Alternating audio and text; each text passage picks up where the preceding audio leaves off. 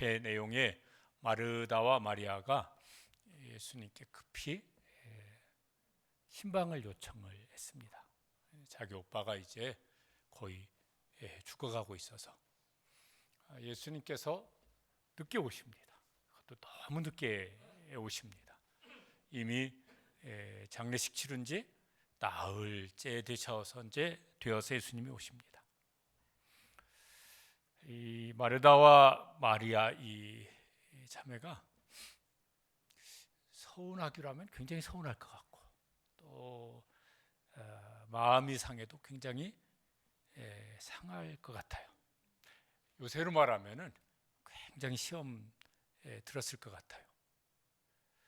왜냐하면 그 거리에 있지 아니한데 이제 장례식 다 치르고 나흘이나 돼서 오셨으니까. 그런데 이제 이때 이 마르다가 예수님께 이렇게 예수님과 대화하는 것 속에 그의 믿음의 말들이 나옵니다. 그냥 이렇게 인간적으로 굉장히 친밀한 관계였으니까 뭐 속상한 얘기를 먼저 하든, 혹은 뭐 섭섭한 얘기를 좀 먼저 하든, 뭐 마음에 낙심된 얘기를 먼저 하든, 뭐 이런 얘기를 할 수도 있을 것 같은데 자기 믿음을 이야기를 합니다. 우리도 이렇게 뭔가 막 일이 어려울 때, 힘들 때, 답답할 때, 뭐 괴로울 때, 하여튼 뭐가 복잡할 때, 이때 이제 그 사람의 믿음의 실력이 나오는 것 같아요. 그 사람의 믿음이 어느 정도인지가 그때 이제 나오는 것 같아요. 평안할 때는 그게 잘 표시가 안 나는 것 같아요. 마르다의 이 믿음의 고백들을 보면서 이렇게 이제 뭐 굳이 막 비교해서 뭘 뭐 잘났다 못했다 이러자는 건 아니지만은 우리의 믿음을 한번 체크해 보았으면 좋겠습니다. 또 이렇게 배울 것은 잘 좀 배웠으면 좋겠습니다. 마르다가 이제 예수님을 만납니다. 맨 먼저 하는 이야기가 말이 21절에 나와 있습니다. 저렇게 말을 했어요. 다시 읽어보시죠. 주께서 여기 계셨더라면 내 오라버니가 죽지 아니하였겠나이다. 다른 말 하지 아니하고, 마음이 얼마나 복잡하겠어요? 다른 말 하지 아니하고, 예수님이 여기 계셨더라면은 예수님께서 우리 오빠 치유하셔서 살았을 것입니다. 이 말을 합니다. 그러니까 예수님 안 계셔서 그랬지, 예수님 여기 계셨더라면 우리 오빠는 살았을 겁니다. 왜? 예수님이 죽을 병이라도 고치셔서 살았을 겁니다. 이 말을 하는 겁니다. 뒤에 보면 이제 32절에 보면 그 동생이 마리아인데, 마리아도 똑같은 말을 합니다. 그도 저렇게 말을 했거든요. 주께서 여기 계셨더라면 내 오라버니가 죽지 아니하였겠나이다. 그러니까 요 두 자매가 똑같은 믿음을 가지고 있어요. 예수님은 죽을 병이라도 어떻게 하실 수 있다? 치료하실 수가 있다. 근데 이제 예수님이 곁에 계시지 이제 않으셨으니까 이제 서운 한 문제 있었겠죠. 치유신앙이에요, 치유신앙. 예수님께서 병자들을 이렇게 많이 고치십니다. 어떤 때는 그냥 고치시기도 하시고, 어떤 때는 좀 왜 저런 행동을 하시지? 의아스러운 행동을 하신 일도 있고. 근데 또 많이는 물어보세요. 질문을 하세요. 이게 무슨 질문을 하시냐면은 이런 질문을 하셨어요. 내가 능히 이 일을 할 줄을 믿느냐? 뭐예요? 내 병을 고칠 줄을 믿느냐? 이렇게 물으시는 거예요. 그러면 이제 요 사람이 듣고 대답을 이제 이렇게 하는 사람들이 있습니다. 주여 그라오이다. 정말 무슨 소리죠? 제가 믿습니다.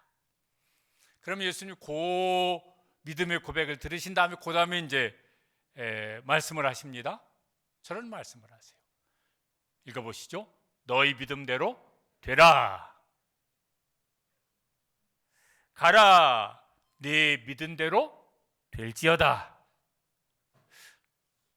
저렇게 고치셨어요. 그러니까 그 사람 속에 진짜 믿음이 있는지를 한번 확인해 보고 싶으셨고, 그 믿음이 있는 사람에게 내 믿은 대로 되라. 그렇게 이제 선포를 하시면서 그의 병을 고치시는 일을 이제 하십니다. 또는 물어보세요. 어떤 질문을 하시냐면은 내가 네게 무엇을 하여 주기를 원하느냐. 아니, 그런 낫고 싶어서 왔겠죠, 당연히. 그런데 물어보세요. 그가 자기 마음속에 그 소원이 있겠지만 그걸 말로 하는 걸 들으시려고 하시는 것 같아요. 이 사람이 말을 합니다. 낫고자 하나이다. 이게 이제 뭐 이렇게 쉽게 낫는 병이었더라면 예수님께까지 찾아오지 않았을 거예요. 안 나으니까 얼마나 낫고 싶었을게요. 뭐 고난도 유익이라 이런 말씀이 있지만은 나는 고난도 유익이니까 아픈 것이 좋다. 이러신 분 계십니까? 특별한 믿음이겠고, 저도 이렇게 오랫동안 약을 예전에 아파서 먹었잖아요. 야, 드디어 통증이 시작되는구나. 아멘, 할렐루야. 고난도 유익입니다. 그런 생각을 해본 적은 없는 것 같아요. 주여, 낫고 싶습니다. 그랬지. 물어보세요. 낫고자 하나이다. 그러면 그 입술의 고백을 들으신 다음에 이제 뭐라고 말씀하시냐면은 내가 원하노니 깨끗함을 받더라. 그러니까 주님도 원했어요. 뭘요? 나도 네가 낫는 것을 원한다. 그 사람이 그렇게 원한다는 그의 소원을 들으신 다음에 나도 네가 낫기를 원해. 그래서 깨끗함을 받으라고 그를 이제 치유하십니다. 믿음이 없으면 소원도 안 생기는 것 같아요. 믿음이 더 분명할수록 소원도 더 간절해지는 것 같아요. 사람에 대해서도 그렇고 하나님께는 더더군다나 그렇고. 그리고 그 소원이 간절하면 이제 그 사람은 이제 기도할 겁니다. 그 소원이 간절한데 어떻게 가만히 있겠어요? 아픈 분들이 이제 많이 계십니다. 이게 약 먹으면 금방 나으면은 뭐 괜찮은데 안 그런 분들 우리 성도들 중에도 많이 계시잖아요. 이 약을 먹어보고 저 병원을 가보고 그래도 별로 효과가 없어요. 오랫동안 아파요. 이게 나을지 안 나을지 이거 걱정도 되어져요. 주님께서 우리도 치유해 주고 싶어 하실까? 주님이 나도 고쳐주고 싶으실까? 어떠실까요? 주님께서 나도 낫게 해주고 싶으실까요?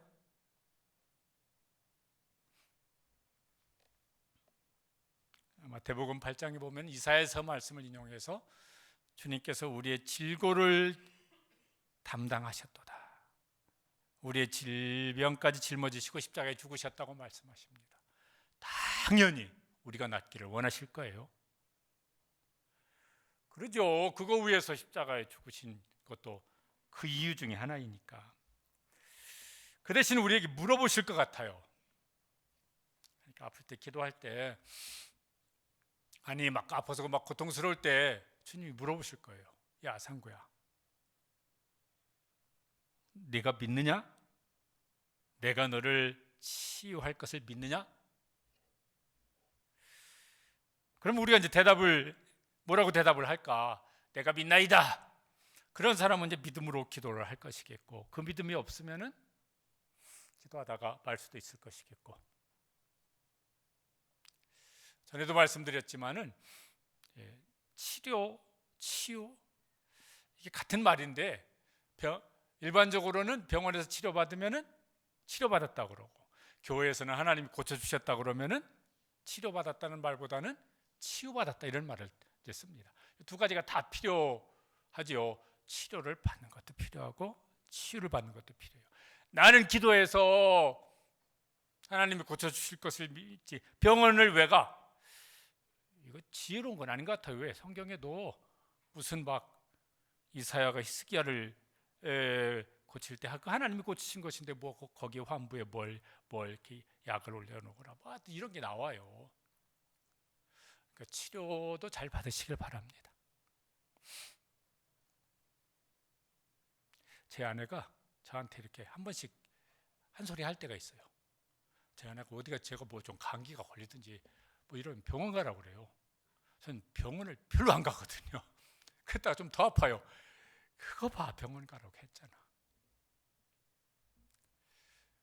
그러니까 가서 이렇게 얼른 가서 뭘 치료를 받았으면 덜 고생했을지도 모를 일을 이제 사서 고생하는 일이 한 번씩은 있는 것 같아요. 에이, 그 정도야 버티지 뭐 이러고 이제 저는 잘 안 가는 편이지만, 치료도 잘 적절한 시기에 잘 병원도 어디 뭐 용한 의사도 찾아서 치료를 받으시길 바랍니다. 그건 아멘 안 해도 됩니다. 왜냐하면 다 알아서 잘 하실 거니까.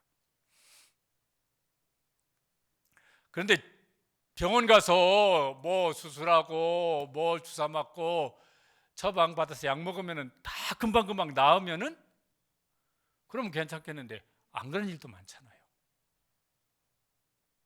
하여튼 저도 20년 동안 약 먹었다니까요. 병원은요, 사람들이 또 막 추천을 해줘서 이 병원 저 병원 그 병원 숱하게 다녔어요. 안 나요. 그래서 뭐가 필요합니까? 치유가 필요해요. 하나님의 치유의 은혜도 꼭 필요합니다. 야고보서 5장 14절 15절에 저런 말씀이 있습니다. 여러분 잘 이렇게 한번 살펴보십시오. 같이 읽어보시죠. 너희 중에 병든 자가 있느냐? 그는 교회의 장로들을 청할 것이요 그들은 주의 이름으로 기름을 바르며 그를 위하여 기도할지니라. 믿음의 기도는 병든 자를 구원하리니 주께서 그를 일으키시리라. 일으키신다는 것은 치유해 주시는 거예요. 치유는 주님께서 해주시는데 그 앞에 보면은 병든 자가 있으면 어떻게 하라? 교회 장로들을 청할 것이요. 요새 말로 하면 여러 사람한테 기도 부탁을 하라는 거예요. 안 믿는 사람들도 병은 어떻게 하는 게 좋다고 그래요? 소문을 내는 게 좋다고 그러잖아. 여러 사람한테 기도 부탁. 정말 어떤 건요, 기도 부탁하기가 마음이 정말 불편해서 목사님만 알고 기도해 주세요. 제가 그러면요 그분한테 한번 여쭤봐요. 제 아내는 알고 기도하는 게 좋지 않을까요? 그럼 사모님하고 두 분만 알고 해주세요. 어떤 때는 제가 한번 그래도 교역자들은 알고 기도하는 게 좋지 않으려나요? 아니요. 그러면 안 알려요. 그렇게 해주세요. 그럼 교역자들은 이제 알리고 이제 기도를 합니다. 특별히 그래야 될 이유가 있으면 뭐 그렇게 하는 것도 할 수 있겠지만은 할 수 있으면 더 많은 사람에게 기도 부탁을 하시고 함께 기도하게 되시기를 바랍니다. 그 다음에 뭐 어떻게 하라고 그러냐면은 그 앞에 다시 넘겨주시면은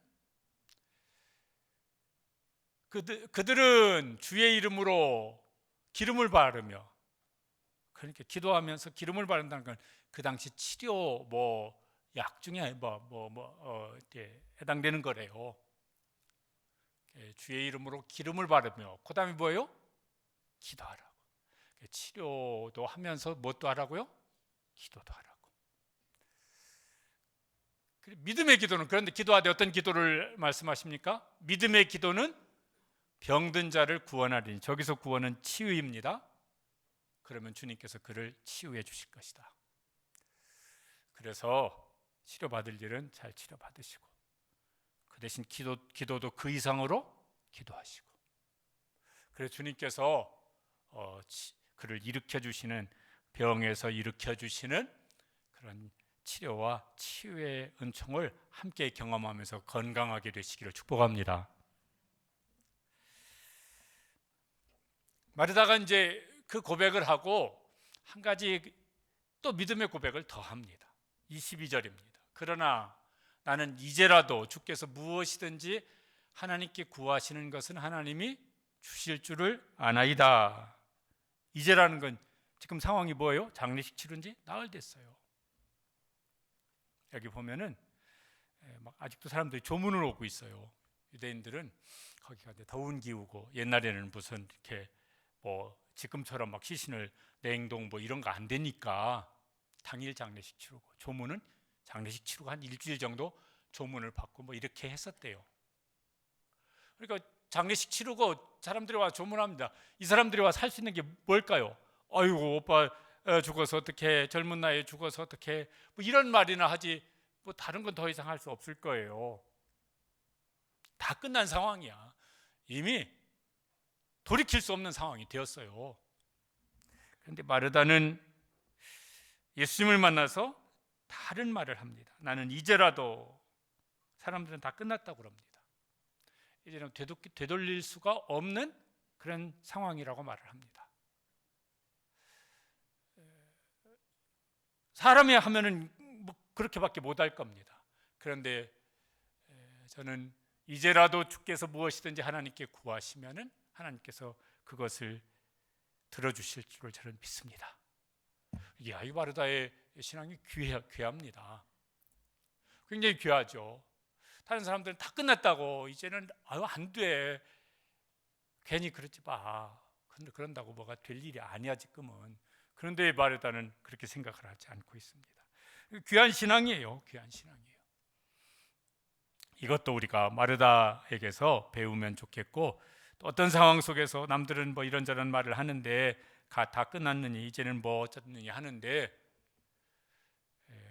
사람은 끝났어도 하나님은 끝나지 않은 일들이 많아요. 그러니까 사람이 끝났다고 하나님도 끝났다고 그렇게 결론 내리지는 마시길 바랍니다. 로마서에 보면 예수님이 우리를 위해서 기도하고 계신다는 말씀이 있어요. 8장 34절인데 한번 읽어보시죠. 죽으실 뿐 아니라 다시 살아나신 이는 그리스도 예수시니 그는 하나님 우편에 계신 자요 우리를 위하여 간구하시는 자시니라. 거기 이제 우리의 구원을 쭉 설명하면서 저 말씀이 있는데, 그런데 우리가 아픈 사람, 고난당하는 사람, 슬픈 사람, 뭐 어떤 형편 속에 있는 사람을 위해서 그건 말고 그거는 내가 기도할 일이 아니고 이러지는 않으실 것 같아요. 우리의 슬픔이든 우리의 아픔이든 어떤 것이든 위해서 기도해 주실 거예요. 저 마르다의 신앙 고백도라면요, 하나님 우편에서 우리를 위해 간구하고 계시니까, 지금은 우리가 아는 것도 있고 모르는 것도 있겠지만 나중에 하나님 앞에 서면은, 야, 나는 생각도 못했던 그 일들이 내 인생 속에서 어떻게 해서 그런 일들이 일어났을까? 아, 주님께서 보좌 우편에서 나를 위해서 그렇게 기도하고 계셨던 것이구나. 그래서 내 인생 속에 그런 상황 속에서 내가 그렇게 지나올 수가 있었구나. 그때 가면 알 수 있는 일들이 많을 것 같습니다.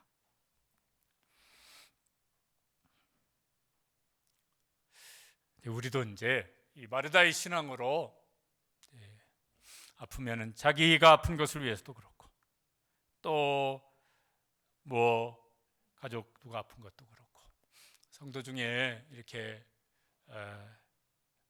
아프다고 해서 뭐 중보기도 팀이라는데 기도 제목 올르는 게 있어요. 그러면은 알만한 사람한테는 함께 기도해 달라고 또 연락을 더 하셔가지고 함께 기도해 주시기를 바랍니다. 그리고 어느 시점에서 주님께서 내가 원하는 이 깨끗함을 받으라, 내 믿은 대로 될지어다 선포하시고 치유해 주시는 은총을 베풀어 주시는 그때를 사모하면서 그때까지 믿음으로 기도하시길 바랍니다. 우리에게도 물을 주실 거요. 너는 내가 너를 치유할 것을 믿느냐? 그럼 뭐라고 대답하시겠습니까? 저는 믿습니다. 여러분도 그 믿음으로 기도하시고 치유의 은총을 경험할 수 있게 되시기를 축복합니다. 마르다의 말을 예수님 먼저 들어주십니다. 그것도 참 고마운 일이고 감사한 일이고, 이렇게 예수님 먼저 뭐라고 말씀하시기 전에요, 마르다가 지금 힘들잖아요. 여러 가지 상황이 힘들잖아요. 그러니까 먼저 들어주셨어요. 이거는 예수님에게서 이 지혜를 우리가 좀 배우기도 했으면 좋겠습니다. 내가 막 힘들어요. 마음이 힘들든 뭐가 막 힘들어요. 그러면은 누가 와가지고 막 성경 몇 장 몇 절 가지고 막 권고하고 막 기도합시다 막 하고 막 뭐라고 막 실컷 얘기하고 갔어. 그게 힘이 되어집니까? 아니면 옆에서 내 얘기 끊지 않고 끝까지 쭉 들어주면서 마지막에 그래 기도할게요, 그렇게 하고 가는 그게 힘이 되어집니까? 1번입니까? 2번입니까? 2번이라니까. 그런데 교인들이 정말 실수하는 것 중에 저도 그런 실수를 많이 했지만은 1번을 해요. 성경 몇 장 몇 절 막 성경을 또 암송을 또 많이 했네. 그래서 막 무슨 뭐 위로가 되는 말 막 두려워 말라 그것도 암송하고 막 뭣도 암송하고 그리고 기도에 정신 차리고 그렇게 쭈그리고 있지 앉지 말고 막 이러고서 한마디 하고 갔어요. 열불이나 위로가 안 돼. 누군 기도할 줄 몰라서 지금 이러고 있어? 기도할 힘이 없어서 그렇지. 그러니까 들어주는 게 좋아요. 예수님이 그렇게 하셨어요. 얼마 전에 제 여동생이 이제 아이가 결혼을 했어요. 주일날 어떻게 뭐 상황이라서 주일날 우회한다고 못 갔어요. 그 다음날 이제 미리 못 간다고 얘기는 했었죠. 그래서 잘 치렀냐? 그 다음날 전화했더니 뭐 평소에도 가끔씩 뭐 자주 하진 않지만 통화하면 간단하게 끝나요. 별일 없냐? 없어. 오빠는 나도 살고 별일 없어. 뭐 몇 마디 하면 끝나요. 근데 그날은 전화를 안 끊어요. 오빠 속 터져 죽겠어. 왜? 결혼한 지 하루밖에 안 됐는데 아들 그 자식이 변한 것 같아. 그 자식이 변한 것 같대요. 그러면서 그 시기가 말이야 이게 태도가 달라졌다고. 그 다음에 며느리 걔도 변한 것 같아.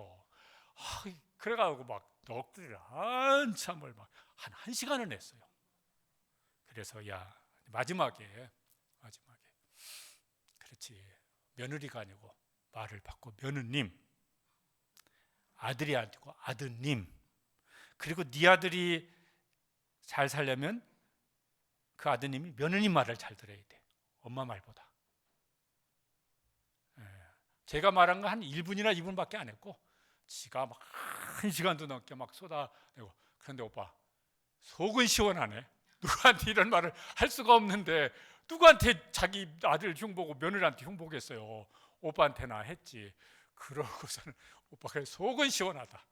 알았다. 내가 한 번씩 전화할 테니까 하소연은 해라. 내가 그거 들어줄 수는 있다. 들어주는 게 좋아요. 예수님이 들어주시네. 그래서 우리가 기도할 때 이게 말이 되는 소리든 혹은 안 될 수 있는 소리든 넋두리를 늘어놓는 기도를 해도 주님께서 너 힘들구나. 그래서 끊지 않으시고 우리의 연약함을 동정하시는 주님께서 우리의 말을 들어주실 줄로 믿습니다. 사람 붙잡고 하는 건 어떤 건 괜히 말했다 후회스러울 수도 있는데 주님 앞에서는 뭔 얘기를 해도 괜찮아요. 그런 다음에 들으신 다음에 예수님께서 이제 한 말씀을 하십니다. 23절에 보면은 내 오라비가 다시 살아나리라. 그래서 예수님 늦게 오신 거예요. 예수님께서 늦게 오신 건 이유 없이 늦게 오신 게 아니고 그게 예수님께는 가장 적절한 시간이에요. 왜 굳이 나흘이었을까? 뭐 이렇게 설명을 보면은 유대인들도 약간 어떤 미신적인 사고가 있었던 것 같아요. 그 당시에 사람이 죽으면 그 죽은 사람의 영혼이 사흘 동안은 그 사람 곁을 이렇게 맴돌다가 사흘이 지나면은 떠나간다. 이런 뭐 어떤 속설 같은 게 있었대요. 그러니까 이제 사흘 안에 살아나면은 죽은 영혼이 떠돌다가 다시 돌아왔다. 이렇게 생각할 수도 있을 것 같으니까 예수님께서 나흘째 오셨다. 뭐 이런 설명도 있더라고요. 그게 뭐 맞는 설명일지는 잘 모르겠지만은 그런 말도 있더라고. 어쨌든 예수님은 가장 적절한 때, 하나님의 때, 하나님이 영광을 받으실 그때에 하시고자 하는 일을 하십니다. 그래서 이때 오신 거예요. 그리고 이제 다시 살리시겠다고 말씀을 하십니다. 뒤에 이제 다음 주에 살펴볼 본문에 이제 나사로를 살리시잖아요. 예수님이 죽은 사람을 살리신 사건이 성경에 보면 3번 나옵니다. 아십니까? 기억나시는 분?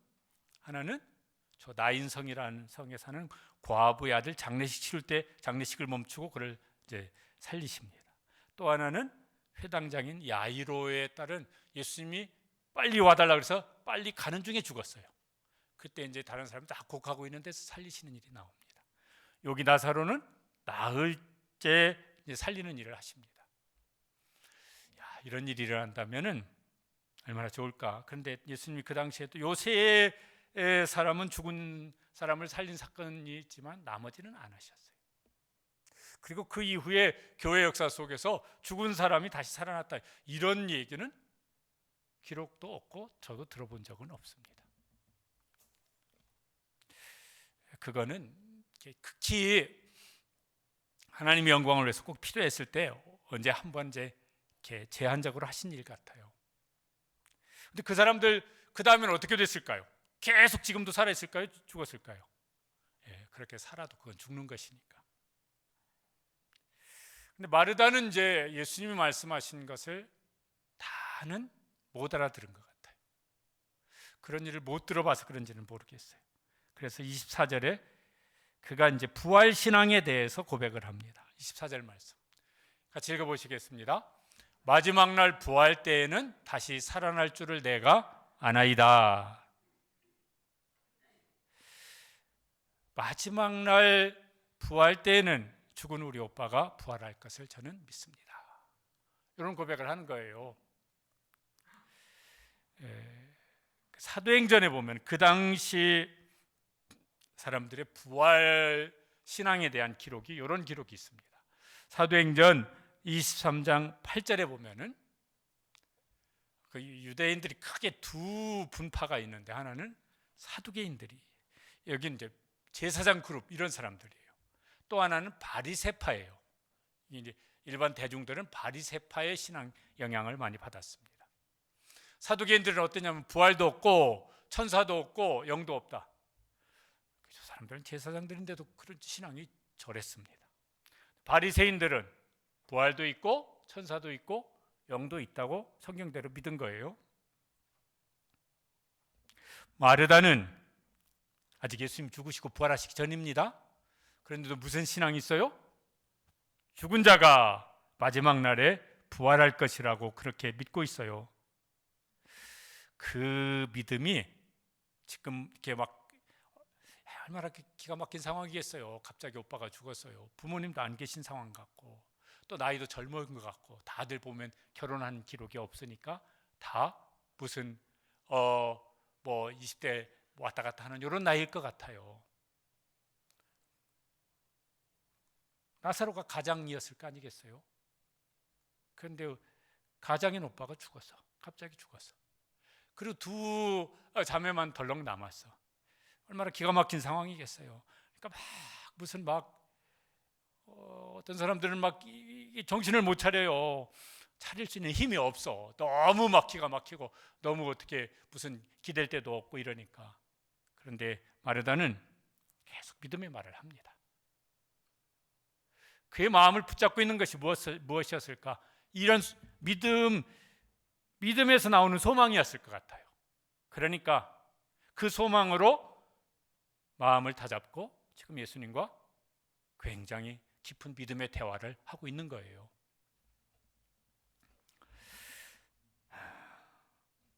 염려가 많이 있죠.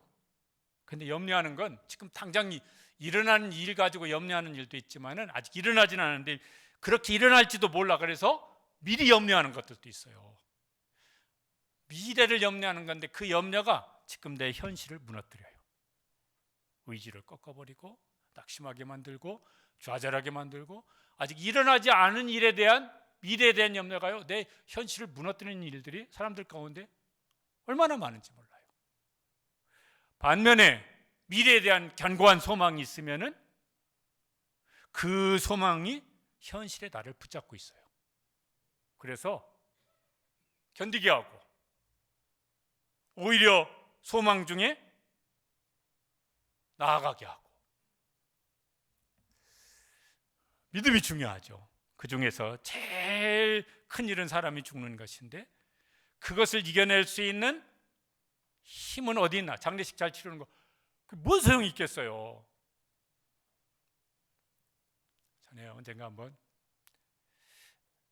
가정 형편이 썩 여의치 않은데, 그때는 막 이렇게 장례식장에서 과하게 지금 막 슬픔 속에 있는 가족들에게 이렇게 비싼 관 쓰고 비싼 수의를 입히게 하고 이런 걸 하는, 아주 이렇게 별로 이렇게 좋지 않은 이런 사람들이 있었어요. 그러니까 막 마지막 길 효도하시라고. 오동나무관 1,000만 원 넘는 것도 있어. 무슨 수의 막 무슨 뭐 어디 뭔 수의 1,000만 원 넘는 것도 있어요.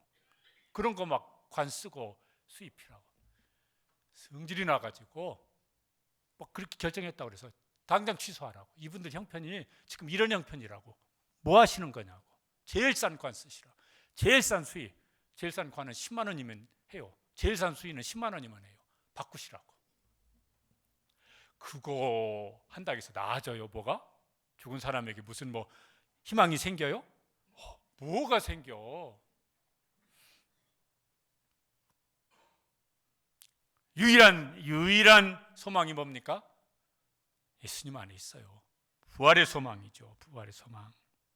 찬송가 488장 어떤 성도가 찬송시를 지었어요. 2절 3절인데 한번 불러보시겠습니다. 무섭게 바람 부는 밤 물결이 높이 설렐 때 우리 주 크신 은혜에 소망에 닻을 주리라. 세상에 믿던 모든 것 끊어질 그날 되어도 구주의 언약 믿사와 내 소망 더욱 크리라. 주 나의 반석이시니 그 위에 내가 서리라. 그 위에 내가 서리라. 아멘. 예수님께서 나사로에게 그 부활의 신앙을 고백하는 나사로에게 부활에 대해서 한 말씀 더 하십니다. 25절 26절입니다. 같이 읽어보시겠습니다. 나는 부활이요 생명이니 나를 믿는 자는 죽어도 살겠고 무릇 살아서 나를 믿는 자는 영원히 죽지 아니하리라. 이것을 내가 믿느냐? 이미 마르다는 믿고 있죠. 예수님은 이제 곧 죽으시고 부활하실 거예요. 그리고 그 부활 생명으로 영원히 계세요. 나를 믿는 자는 그 부활 생명으로 몸은 죽어도 그 영원히 살 것이다. 살아서 나를 믿는 사람은 우리가 살아서 예수님 믿어요. 영원히 죽지 아니라 그건 우리 몸이 죽지 않는다 소리는 아니죠. 그 영원히 살 거예요. 예수님이 부활하신 것처럼 부활하게 될 것이라고 그렇게 성경은 우리에게 약속하고 계십니다. 요한복음 5장 21절에 예수님께서 이런 말씀하셨어요. 아버지께서 죽은 자들을 살리신 것 같이 아들도 자기가 원하는 자들을 아버지 하나님께서 부활하신 예수님께서 믿는 자는 죽어도 다시 살게 할 것이다. 얼마 동안 살게 할 것이다? 영원히 살게 할 것이다. 고린도전서 15장 20절에 그 부활의 원리를 이렇게 말씀을 합니다.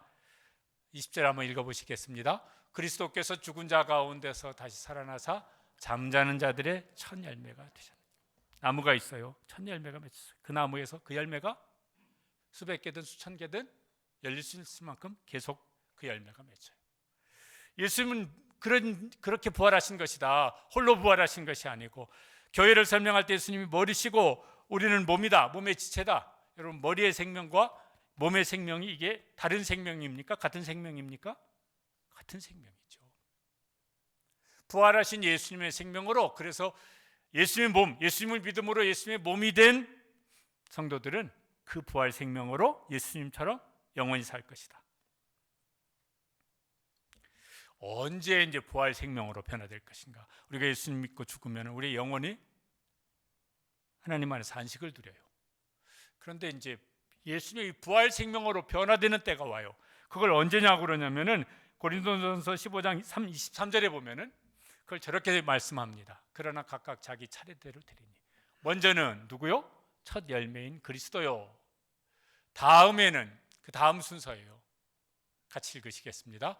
그가 강림하실 때 그리스도께 속한 자요. 예수님 재림하실 때 그리스도께 속한 자, 예수님 믿는 사람, 예수님 머리신 예수님의 몸이 된 사람, 지체가 된 사람들이 그 다음 차례다. 그런데 이제 부활 후에 어떤 모습으로 변화되는 것인가? 예수님이 변화되신 모습은 누가복음 24장 39절에 예수님께서 말씀하시는 거예요. 부활하신 예수님이 제자들에게 나타나서 하신 거예요. 내 손과 발을 보고 나인 줄 알라. 또 나를 만져보라. 만져본 사람도 있어요, 제자 중에. 영은 살과 뼈가 없으되 너희 보는 바와 같이 나는 있느니라. 이 몸으로 부활하셨는데 특별한 몸이셨어요. 그 몸으로 예수님은 승천을 하셨습니다.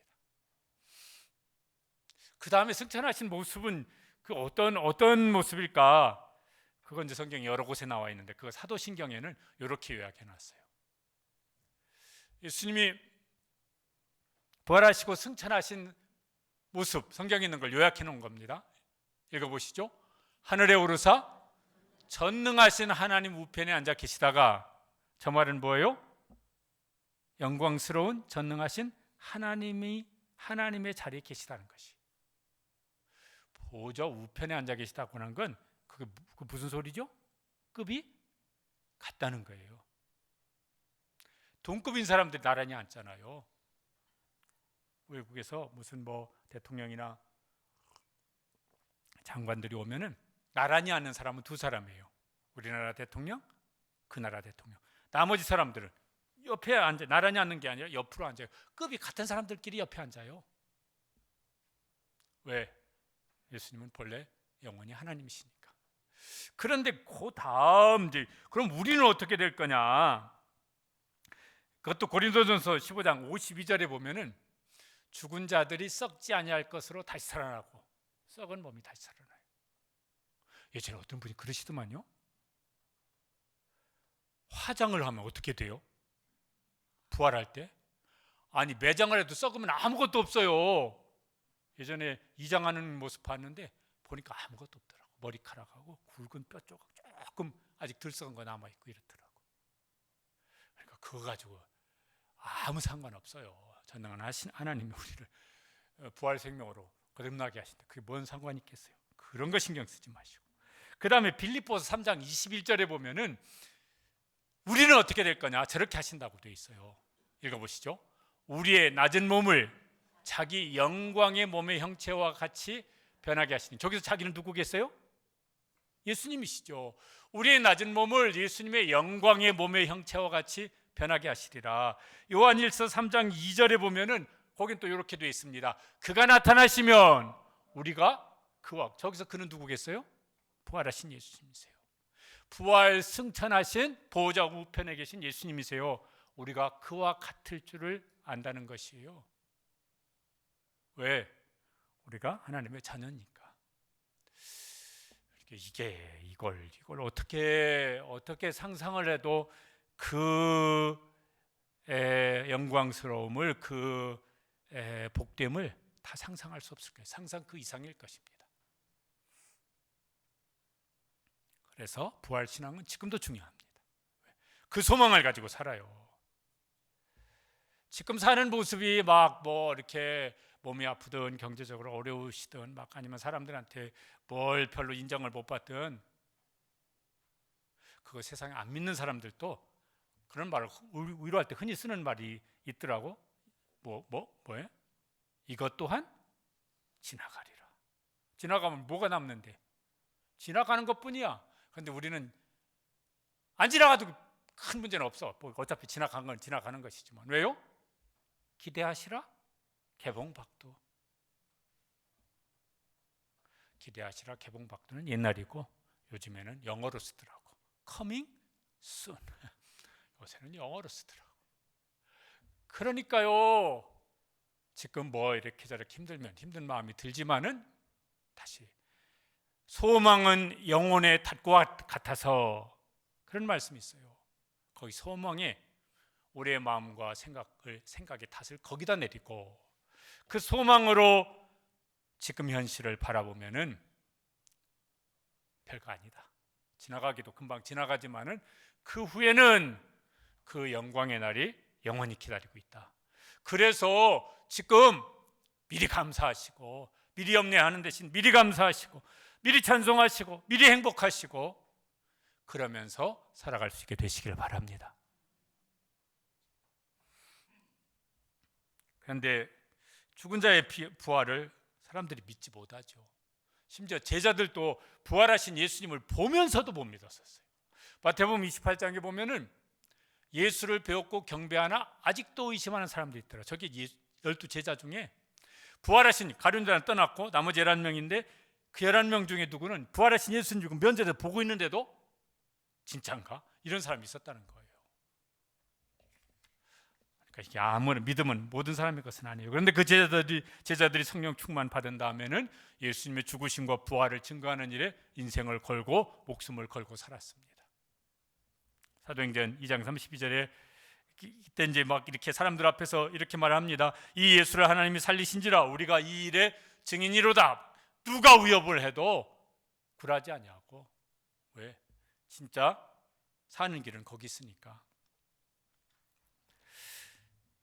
죽은 사람이 부활 안 믿어. 그런 게 어디가 있어. 그래도 진짜 그게 일어난다고 하면요, 사람들이 제일 바라는 게 뭘까? 그러면은 죽은 사람은 살아나는 걸 거예요. 그거보다 바라는 게 더 이상 바라는 게 뭐가 있겠어요? 이건 지어낸 얘기 같은데,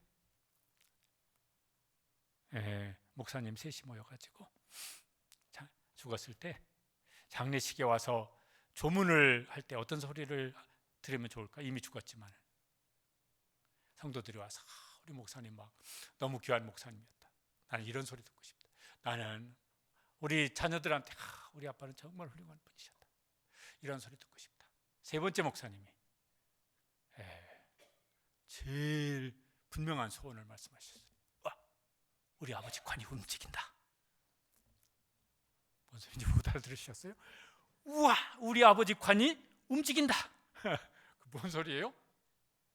우리 아버지 살아있네. 나는 이 소리가 제일 듣고 싶다. 목사님이 그러셨대. 지어낸 얘기 같죠. 그리고 여러분도 그러면 제일 좋지 않겠습니까? 죽었는데 막 지금 막 공부를 하려고 했는데 관이 막 움직이고 있네. 막 발 걷어차면서 뚜껑 열라고. 그래도 또 죽겠지. 예수님 믿으면은 예수님처럼 부활할 거예요. 그거 살아도 별거 아니에요. 왜 또 죽을 거니까. 오래전에 부목사 때 성지 수레를 교회에서 보내주셔가지고 저 이집트 카이로에 있는 박물관을 갔었어요. 박물관이 굉장히 크던데 거기는 그 안에 있는 유물 한 반 이상은 미이라예요. 옛날 왕들이며 뭐 힘 있는 사람들, 일반인들 죽은 사람을 시신 방부 처리해가지고 썩지 않게 해놔가지고 뭔 뭐 관에다 넣어놓기도 하고 그냥 뭐 펼쳐놓기도 하고 하여튼 미이라가 뭐 수백 개도 더 있었던 것 같아요. 왜 저렇게 하는 거예요? 언젠가 다시 살아나기를 기대하면서 이제 왕 같은 사람은 피라미드 만들었고 그 속에다가 이제 보관하게 하고. 요새는 그렇게 안 하고 돈 있는 사람들은 자기 죽은 다음에 시신을 냉동 처리해서 보관하게 한다고 그래요. 저런 거래요. 돈이 많이 들어간대요. 그런데 지금 의술로는 살릴 수 없지만은 나중에 의술이 더 발달했을 때 해동시켜 가지고 치료를 해서 살게 하라고 저렇게 하는 사람들이 꽤 많대요. 여러분도 한번 해보실 의향 있으십니까? 형편이 되면은.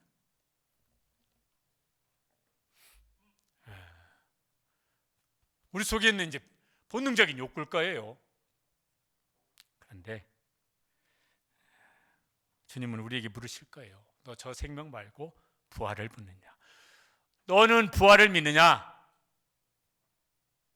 뭐라고 대답하시겠습니까?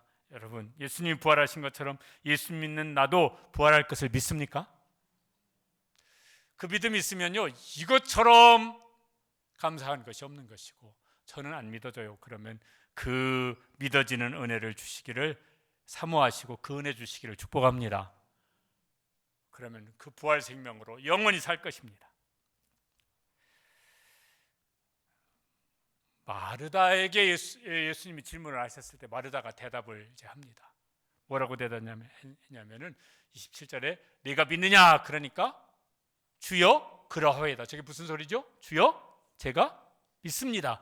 그런 다음에 마르다가 또 다른 자기 믿음을 고백하는 말을 합니다. 뭐냐면 저런 고백을 합니다. 마르다가요, 치유신앙, 부활신앙, 그 다음에 예수님이 누구신지에 대한 그의 신앙 고백이에요. 같이 읽어보시겠습니다. 주는 그리스도시요 세상에 오시는 하나님의 아들이신 줄을 내가 믿나이다. 저거 누군가가 저를 고백을 했어요. 여러분 누가 저 신앙 고백을 했는지 혹시 기억나십니까? 베드로죠. 예수님 십자가 지시기 전에 제자들에게 물어봤어요. 사람들은 나를 누구라고 하더냐? 뭐 이거 공자롭고 말합디다. 너희는 나를 누구라고 하느냐? 그랬더니 적극적인 베드로가 이번에도 나서서 주는 그리스도시요 살아계신 하나님의 아들이십니다. 마르다는 예수님의 제자 중에 한 사람도 아닌데 하여튼 예수님 잘 대접하고 섬기고 이랬었는데 그냥 열심만 있었던 것이 아니라 그게 믿음에서 나온 열심이었던 것 같아요. 마르다의 신앙 고백과 베드로의 신앙 고백이 똑같습니다. 예수님이 누구신가? 나한테 예수님이 누구신가? 이게 분명할수록 우리의 신앙이 분명해져요. 그리고 거기서 우리의 삶이 또 분명한 태도를 보이며 살게 될 거예요. 예수님 우리에게도 물으실 겁니다. 누구야? 너는 나를 믿느냐? 그럼 저 대답은 좀 쉬워요. 믿습니다. 그 다음 질문을 또 이어서 하실 거예요. 너는 나를 누구라고 믿느냐? 한번 너는 나를 누구라고 믿는지 한번 나한테 좀 얘기 좀 해줄래? 그러면 이제 뭐라고 대답을 하시겠습니까? 예수님, 저는 예수님을 누구라고 믿습니다. 그 대답할 게 분명하십니까? 저게 분명해야죠. 또 사람들에게도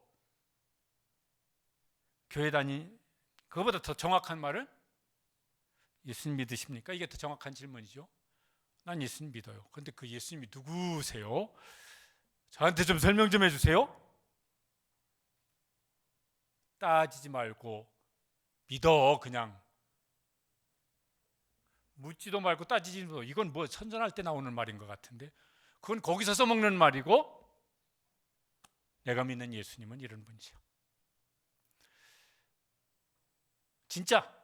아니 그렇대 이런 말 말고 진짜로 내가 믿는 예수님은 누구신가? 이거 말할 수 있어야 되잖아요. 그럼 막 대놓고 막 금방 막 물어보면 막 당황스러워가지고 말을 못하는데 여러분 그러지 마시고 우리가 오늘도 예배 시작할 때 사도신경 신앙 고백을 했어요. 거기 예수님에 대한 신앙 고백이 있어요. 맨 먼저는 성부 하나님에 대한 신앙 고백, 그 다음에는 뭐예요? 성자 예수님에 대한 신앙 고백. 다 암송하셔야 되겠죠. 그 외아들 우리 주 예수 그리스도를 믿사오니 이는 성령으로 잉태하사 동정녀 마리아에게 나시고 본디오 빌라도에게 고난을 받으사 십자가에 못 박혀 죽으시고 장사한 지 사흘 만에 죽은 자 가운데서 다시 살아나시며 하늘에 오르사 전능하신 하나님 우편에 계시다가 저리로서 산 자와 죽은 자를 심판하시리라. 이거 설명하려면은 성경을 좀 아시고 신앙생활 하시는 분들은 이 6가지 주제를 설명하려면은 1시간 가지고 모자라요. 그러잖아요. 그럼 내가 믿는 예수님은 내가 지금부터 설명할 테니까 잘 들어보세요. 그러면서 1시간 동안 설명하든 2시간 동안 설명하든 할 수 있죠.